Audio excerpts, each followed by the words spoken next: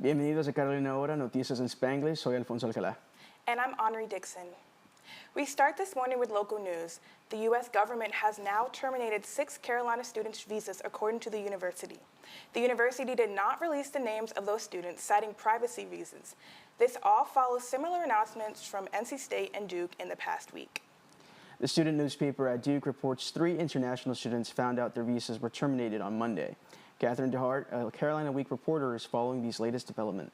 Catherine, you spoke to the roommate of one of the international NC State students. What have you learned?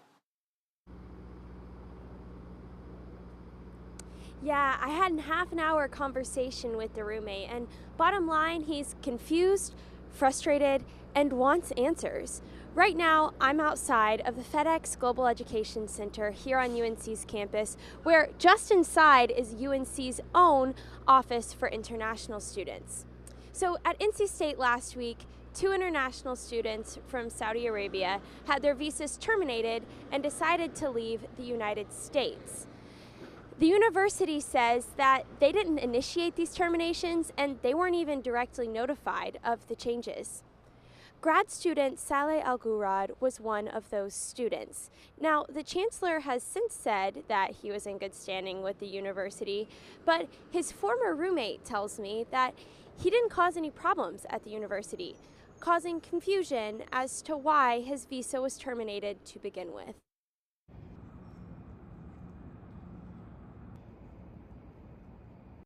He was a diligent student who focused on his work and just wanted to get his degree and live the American dream. So for someone like that to come to this country, not say a word, and now have their visa revoked, there's a big problem here, and that's why I want to bring this conversation forward. Yeah, now back here at UNC, it's unclear what the next steps are for students whose visas have been terminated. The university says that its Office for International Students and Scholars, which is just inside this building here, is available for advising and support for UNC-sponsored international students who may be feeling concerned about the flurry of headlines about the terminations. Back to you guys at the desk.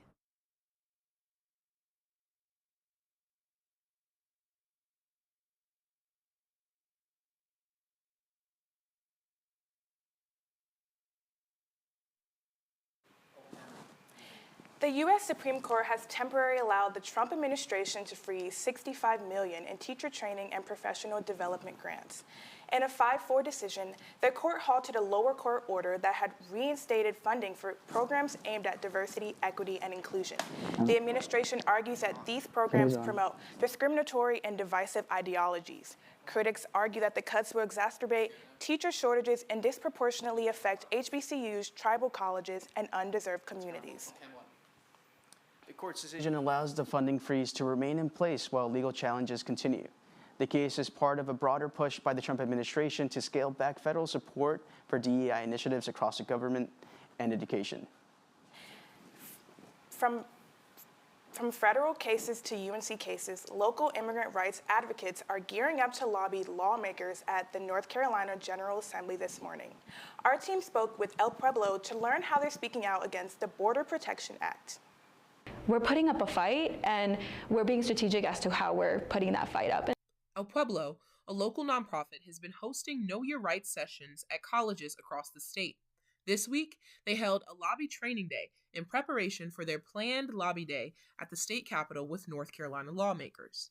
But more than that, we want to make sure that students know that they have the power to do these kinds of things, to go to the legislature, to speak to legislators. Their target, Senate Bill 153, known as the North Carolina Border Protection Act, introduced by Republican Senator Phil Berger. If made into law, it would require state law enforcement to cooperate with ICE officers. Both cities and counties could face legal action if they implement sanctuary policies, and it could directly impact students. So, putting our students in danger if this bill were to pass. And again, we have not many undocumented students go to UNC institutions, but they still go, even though it may be more expensive, we still have students, documented students, undocumented students that may potentially be at risk. Senator Berger saying in a press release announcing the bill, quote, "The legislator is stepping up to ensure our citizens and communities are safe. But unfortunately, Democrats are refusing to address the very real threat illegal immigration poses to our state. The bill bars UNC system schools from adopting policies that interfere with immigration enforcement. They would be obligated to cooperate with ICE. But El Pueblo leaders say they won't back down." El Pueblo leaders say they have been planning for the meetings with lawmakers for weeks. We've heard how advocates are taking on immigration policy in North Carolina, but on the national stage, the fight has shifted to the economy. For the latest on tariffs, trade, and the markets, here's Zoe Sinclair. Thank you, Henri. President Donald Trump has slapped a 125% tariff on all Chinese imports, a stunning escalation in the trade war that took effect Wednesday. China was already expecting a 34% tariff hike this week, but after Beijing refused to back down, Trump responded by adding an extra 91%, bringing the total to 125%. China's Commerce Ministry called the move, quote, "a mistake upon a mistake," promising to strike back with even more tariffs on U.S. goods. This comes as Trump announced a 90-day pause on tariffs for most other countries, excluding China, claiming dozens of trading partners didn't retaliate and are now willing to, quote, "talk." This marks the largest tariff spike in U.S.-China trade history. The average rate on Chinese imports will now hit nearly 125%. China is already threatening new restrictions on U.S. agricultural goods, Hollywood films, and more. And while trade tensions rise abroad, an agreement here at home is raising eyebrows. A new agreement between the IRS and immigration officials is sparking controversy and could change how immigrants without legal status are tracked. The agreement allows ICE to request tax information on immigrants who have final deportation orders or are under criminal investigation. The deal was made public in a court filing, but many details remain redacted. Advocates say this breaks years of trust. For decades, the IRS has assured undocumented immigrants that their tax filings, often submitted using individual taxpayer identification numbers, would remain confidential. Immigration groups warn this could push people into the shadows and undermine tax compliance, with dozens of Democrats calling for the agreement to be halted. The IRS maintains that the deal is limited to criminal cases, but for many, fears of deportation may now outweigh filing taxes. Back to you at the desk. Thank you, Zoe. In university news, the Carolina community will get a chance to see what's happening at the U.S.-Mexico border. 12 students traveled to Tijuana over spring break with the Hussman School of Media and Journalism. They will be presenting reporting projects at Epilogue Books on Franklin Street next week.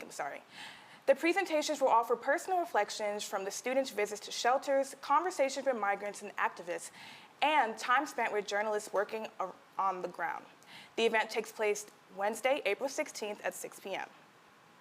The event is free and open to the public and counts as a CLE credit for students. Talking about students, Alfonso, I heard you've been scouting some luxurious locations. What's that all about? That's right. So after last week's season finale of The White Lotus, I kind of went out to see what the future might look like for the White Lotus locations in Latin America. So let's take a look.